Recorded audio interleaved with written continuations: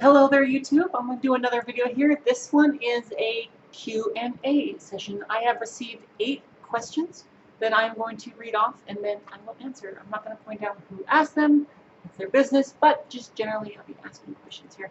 After this video, if you do have more questions, then please present them to me or give them to me, send them to me, post them in the comments, hit my Facebook, send me a message, whichever way you want to send them, and then I will add those to the next Q&A video, okay?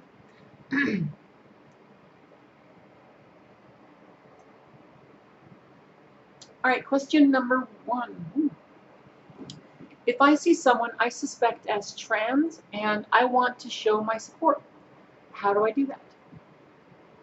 So, if you see someone that you suspect is trans, then it's important to be careful, because as much as some people I'm sure I can tell someone's trans from a mile away.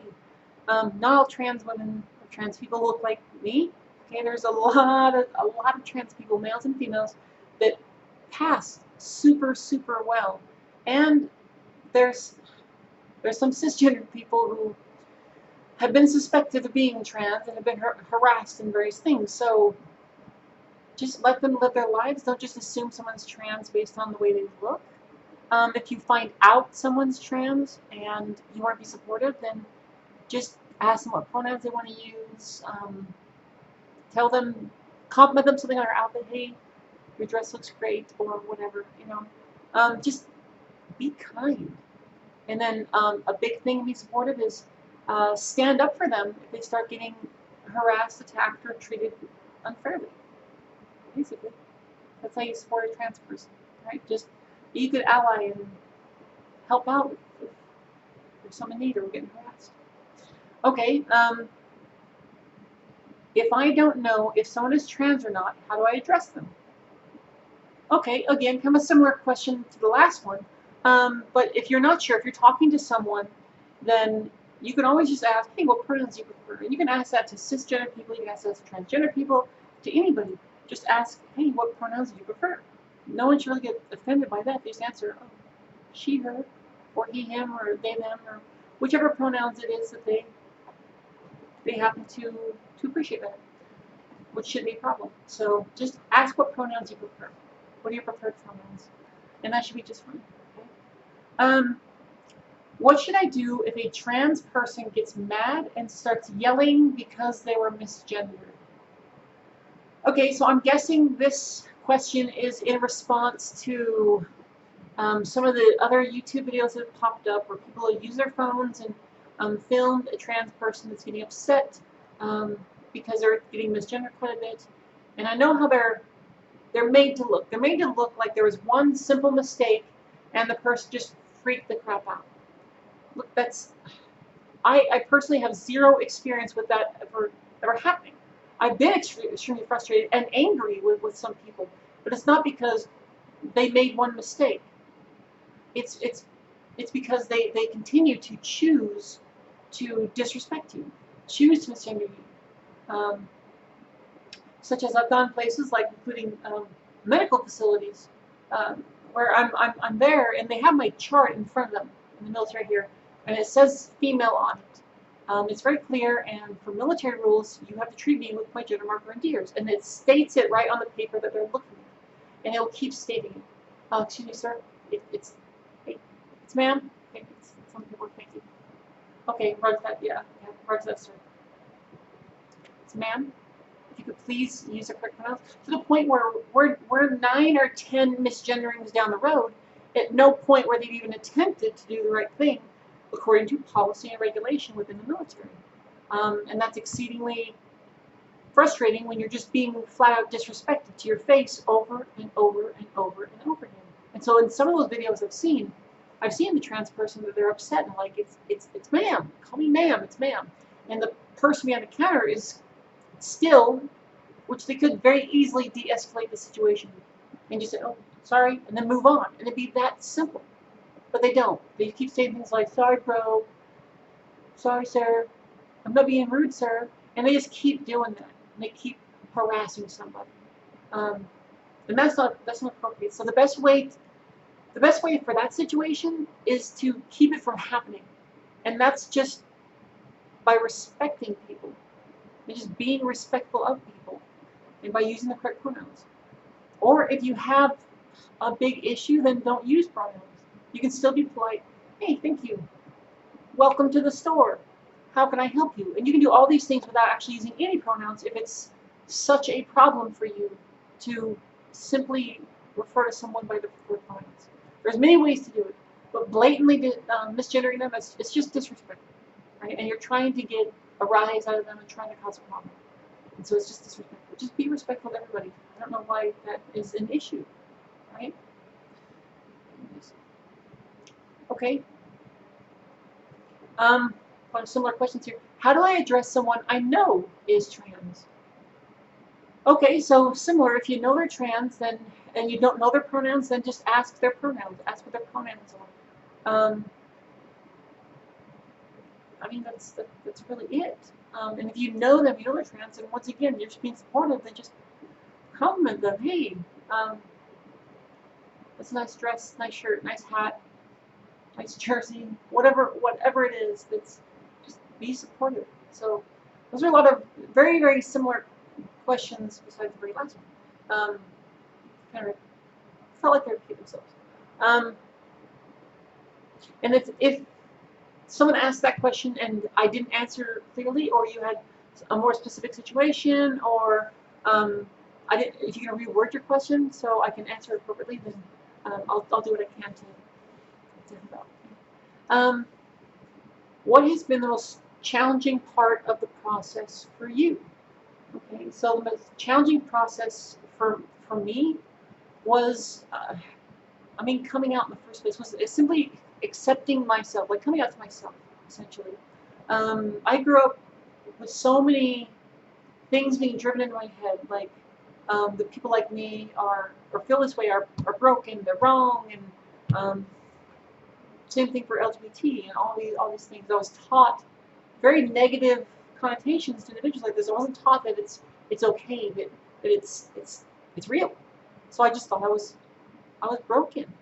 And as much as I was very accepting of others around me who felt that way, felt similar to I did, I wasn't able to accept it myself because of how ingrained that was growing up, over and over and over again, being taught how this is wrong, this means you're messed up, this means you're broken, this means you need to start praying or do something to get rid of this, which never worked, and that's kind of helped lead me to suicidal ideations and things like that.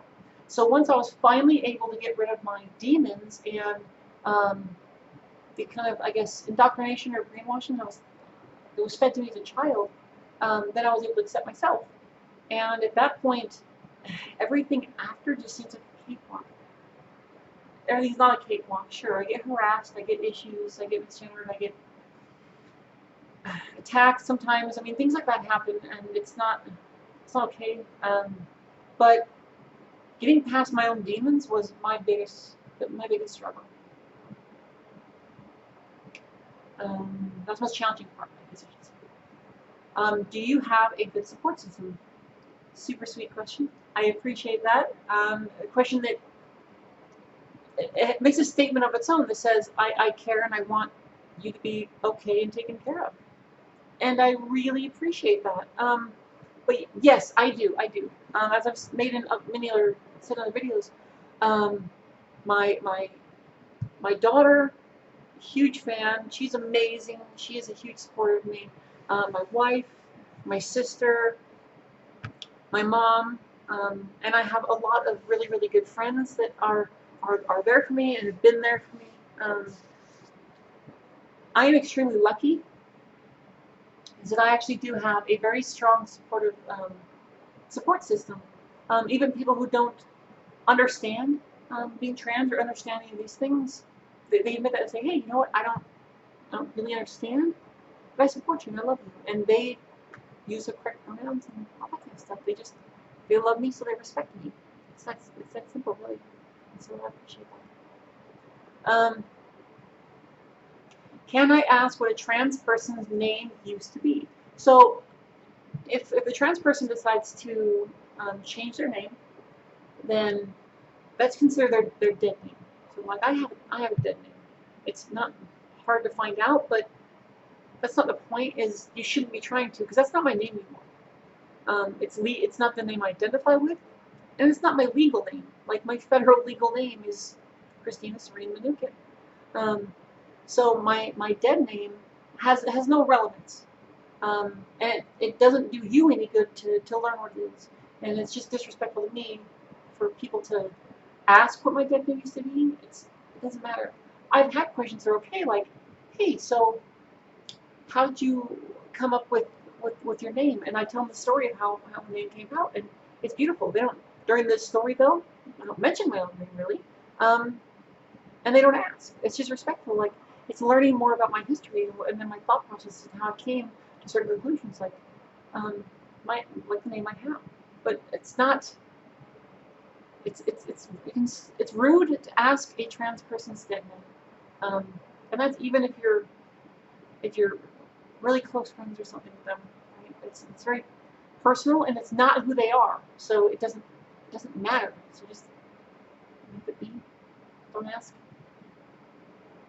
All right, and finally, how do I ask about surgeries a transgender person has had or is going to have? Simple.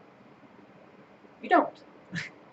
It's really not your business, especially like people try to ask all the time if I've had this surgery or anything, and I try to turn around and I'm like, do you realize you asked me about my genitalia? Can you think of context where it's okay to ask me about my genitals? Right? That's not okay. Okay? We're not in a relationship. We're not intimate.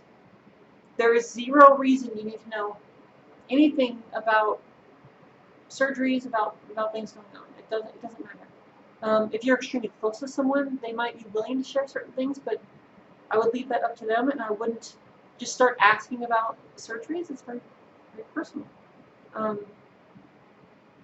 So just, I wouldn't, don't ask. Don't ask about someone's crotch. I don't ask about yours. I don't have any need to know anything about your genitals, so you don't need to know about mine either.